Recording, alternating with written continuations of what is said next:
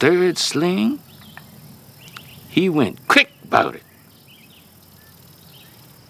killing that baby.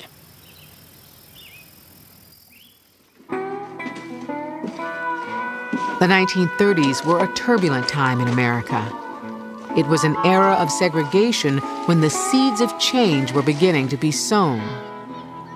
During this time of racial strife, artists, writers, and playwrights were inspired to tell the story of Nat Turner and his revolt, exploring the consequences of using violence to end oppression in his time and their own.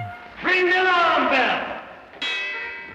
In 1935, Black theater educator Randolph Edmonds presented the Nat Turner story as a play written to be performed at schools and colleges. You killed him! You did it! In the climactic scene, Edmonds turns his attention to the horrible consequences of the rebellion for the men and women of the slave community. I was gonna tell the white folks where you is. I was gonna tell them, I say, you ain't nothing but a beast. That's what, a beast. A beast? A beast? She called me a beast. If I'm a beast, who made me one? If they buy and sell me women like dogs and feed me their leavings, how can I be nothing else but a beast?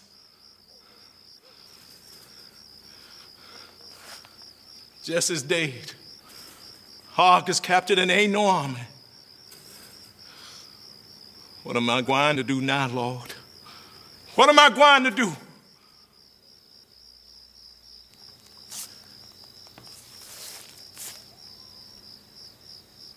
Look at that moon coming back to light up the world. It's big and round and yellow. It done dripped out all this blood. My hands is full of blood, too. Will they ever be clean? Was I wrong, Lord, to fight that black men must be free? Show me a vision, Lord, like you did when the spirits were fighting in there. Talk to me, Holy Ghost. It must be the army looking about in the woods for me. I can't let them catch me. I've got to get me an army and fight some more for freedom.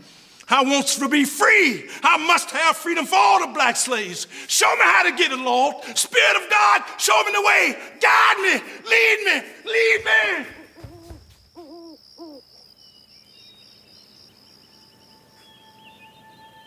There certainly was a real Nat Turner who lived and died in Southampton County, Virginia in 1831.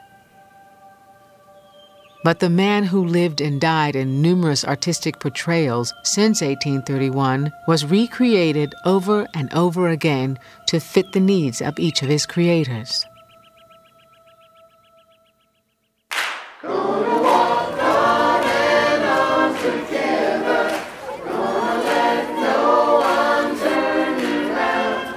The decade of the 1950s was a watershed in our nation's troubled history of race relations. During these years, the civil rights movement began a full-scale assault on the elaborate system of racial segregation in the South. The public was exposed repeatedly to images of violence during these years.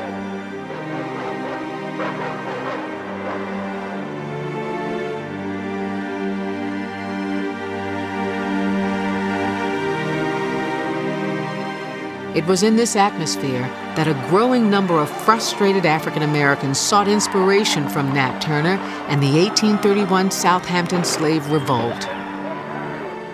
I never heard of Nat and wanted to know more about him and started just reading about him and what happened in Southampton County. There was a debate going on among the young people in different civil rights organizations, the young people, about black consciousness and versus integration and what direction they should move in order to keep the movement going and to keep liberating black folks. If you don't want any trouble, keep your filthy white hands off our beautiful black folks. Nat symbolized revolt, symbolized resistance. He was a black man who refused to accept his condition. So we identified with that brother, and we saw him as a brother, and we saw a direct link We knew exactly what he felt like because we felt the same way, and we saw ourselves as continuing that struggle. Usually the police wouldn't brutalize anyone if we were on hand because we were armed. The revolution has come. Nat Turner returned to the center of the national stage with the publication in 1967 of William Styron's The Confessions of Nat Turner. The novel was an instant bestseller and won the Pulitzer Prize. It's hard to reconstruct the bland, ill-informed atmosphere of suburban white America in the 50s and 60s. And it came as a revelation to really almost a whole generation that they should even be thinking about these things. It was through the Book of the Month Club that I got this novel called The Confessions of Nat Turner.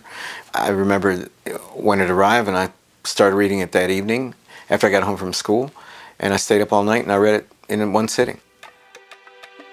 My intention had been from the very beginning to try to present a multifaceted, complex overview of slavery as an institution which totally degraded a race of people, and that included such torment upon one of its more gifted sons, namely Nat Turner, that it indeed turned him into a half-crazed avenger. My book turned him into a far more heroic figure than the actual Nat Turner was, because I gave him human dimensions. He didn't humanize Nat Turner for me, because I came to the novel with my own version of Nat Turner firmly established in my head. So, to whom did he humanize? To the white community? That might be possible, since the white community has always tended to look upon our rebels, as demons and as subhumans, as people who are attacking the bastions of white civilization. When I was growing up, I was taught in American history books that Africa had no history, and neither did I. That I was a savage, about whom the less said the better, who had been saved by Europe and brought to America. And of course, I believed it. I didn't have much choice. Those are the only books there were. I am one of the people who built the country. Jimmy Baldwin moved into my house here in Connecticut in the winter of 1960. By this time, I was boiling to write the book.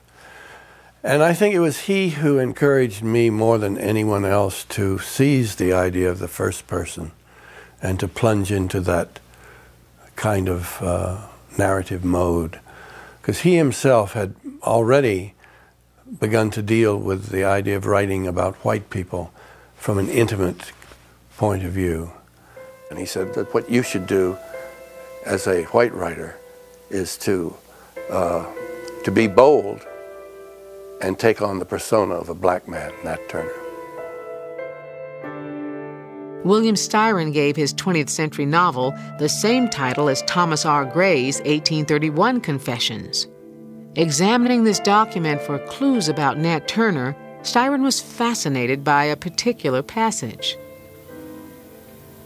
Miss Margaret, when I discovered her, had concealed herself in the corner formed by the projection of the cellar cap from the house.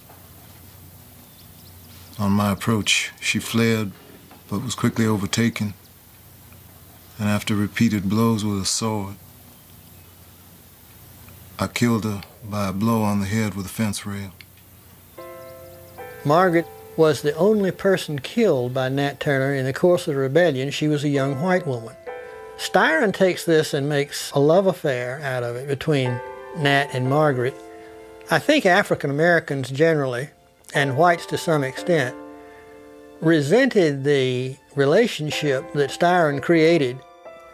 This was, for a novelist, the perfect question to ask. Why? Why did he do this? Wasn't there some relationship between the two of them?